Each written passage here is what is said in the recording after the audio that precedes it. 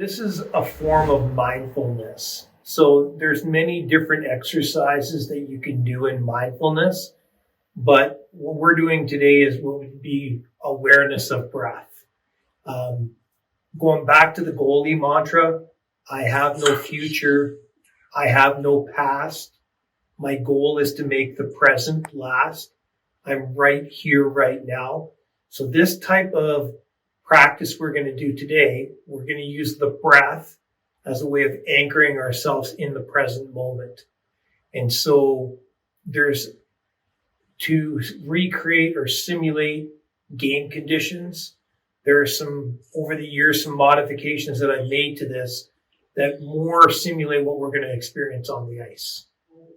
One of the things, the first mindfulness instruction that I ever got was our mindfulness teacher had a bottle of muddy water, and we did the meditation practice, and I can't remember exactly whether it was 20 minutes or 30 minutes later, there was this bottle of muddy water, and next thing you know, after the practice, she got us to look at the bottle of muddy water, and the bottle of muddy water was completely clear. And the reason why it was clear is because it was still.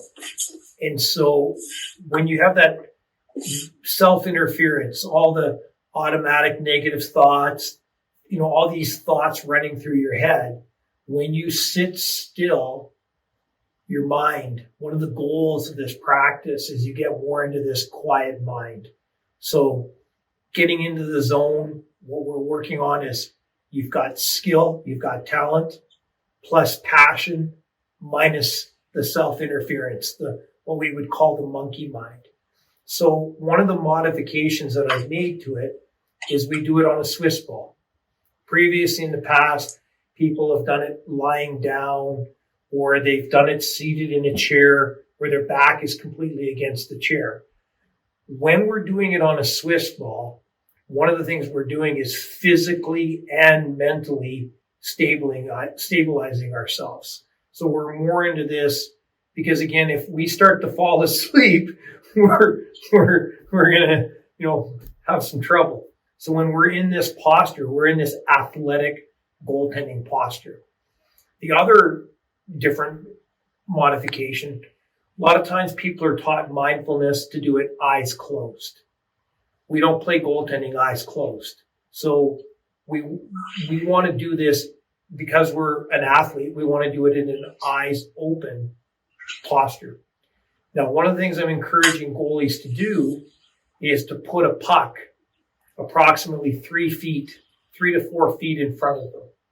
Now, the other modification, if you go to most mindfulness teachers, they want you to imagine like there's a string from your head pulling your head up.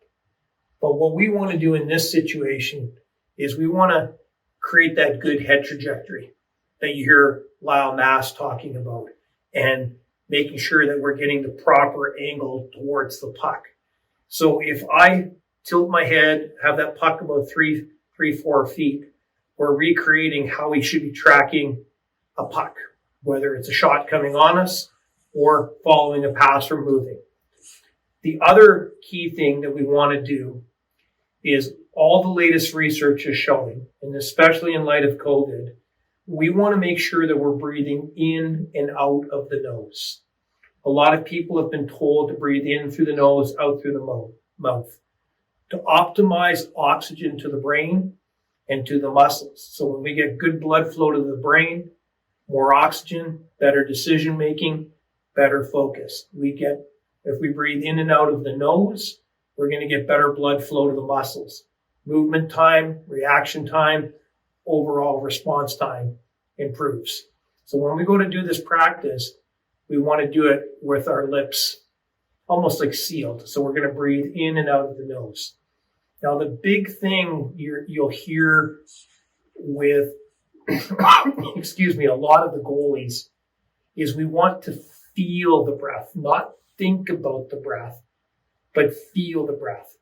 So one of the things that I encourage goalies to do when we do this practice initially is by placing their hands on their torso. So I'm going to give you a couple of options and I'll explain why. So the traditional mindfulness pose is we put our hands right on our belly button this way, or we can put our hands on our navel this way. Sometimes I encourage my clients to put their hands on their two lower ribs. And there's two big reasons for this. When we breathe in, we're going to feel the expansion. And when we breathe out, we're going to feel the contraction. So it literally teaches us how to breathe properly, how to breathe diaphragmatically. Because when we have anxiety or monkey mind, we tend to breathe too much from the upper torso, from the chest. If we're placing our hands here, one, we're ensuring that we're doing proper diaphragmatic breathing. So we get the good blood chemistry, we get the good diaphragmatic breathing. Now, from a mindfulness perspective, when we're doing this, it gives our brain something very concrete to focus on. So what typically happens during this exercise is I encourage goalies to do this for 20 minutes because this is going to simulate a period. Now, in that time, what often happens is our mind will wander. Okay, and that's what the mind does. Sometimes it might wander to a sound. Sometimes it might wander to a thought. Sometimes it might wander to another sensation. The moment we recognize that our mind has wandered from the breath, we kindly and gently keep bringing it back to where we feel the breath most easily in the body. So for a lot of our clients, they'll feel the coolness of the air going in their nose and the warmth of the air going out. But if they place their hands on their torso, that's going to give them that concrete feeling of the rise and the fall of the belly. So those are some of the modifications. Eyes open, I would encourage goalies to take a puck that's got a logo on it, put it 3 feet, get the head trajectory going. And again, we want to feel the breath, not think about the breath. And when the mind wanders, and I can't emphasize this enough, there's no goal for this practice. I know this is going to sound strange, but we're not trying to get calm. We're not trying to get relaxed. We're not trying to get focused. The only goal is to follow the breath in and out. And when the mind wanders, again, which it will, it's just acknowledging where it's gone and then gently bringing it back.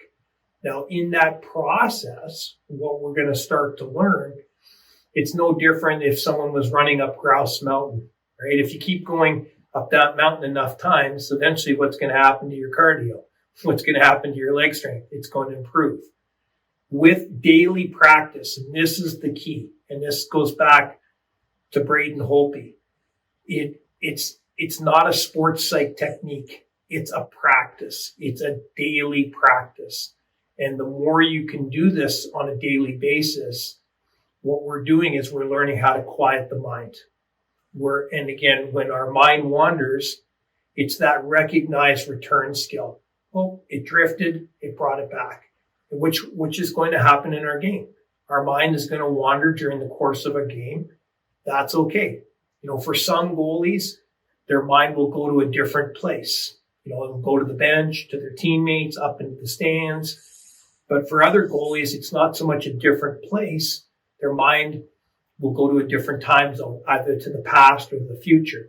And through this practice, we're learning how to recognize when the mind wanders, but then having that skill of being able to bring it back to the present moment. And that's what we're doing. We're not trying to control our breath. We're not trying to change our breath or alter our breath. We're just simply following the breath in and out of the body. You're on an office chair. So what I'd like you to do is just create a little bit of room for yourself away from your desk.